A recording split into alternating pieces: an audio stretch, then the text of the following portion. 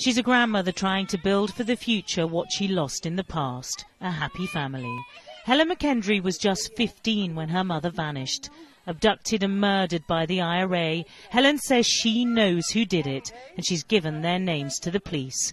Threats, she says, won't stop her. Why would I fear them anymore? I mean, what can they do to me that they haven't done? Come and put a bullet in my head, and that would show the world really what they are, wouldn't it?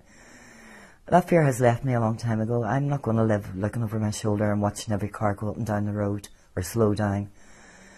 I want to live it like a normal person, have a normal life.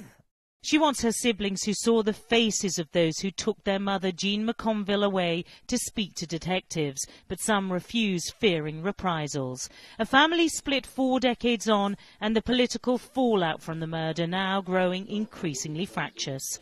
As police sought more time to probe Gerry Adams about what he knows, Sinn Fein went on the offensive.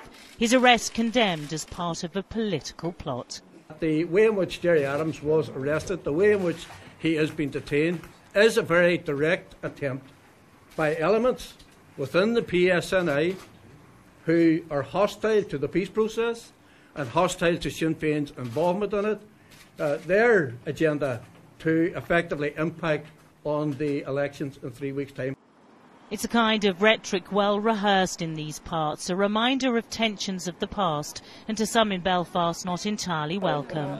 Few wanted to be drawn on Gerry Adams' arrest or the allegations that are swirling. Allegations the Northern Ireland Secretary was keen to diffuse.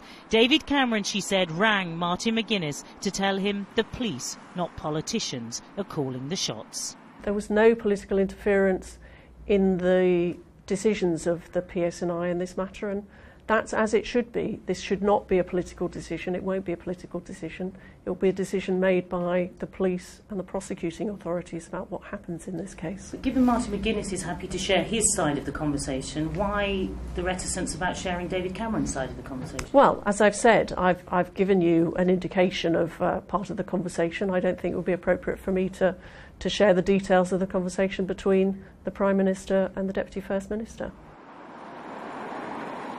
But Gerry Adams remains a potent presence here in Northern Ireland, despite his move south as a politician. And what happens to him now will inevitably have an impact way beyond the man. Michelle Clifford, Sky News, Belfast.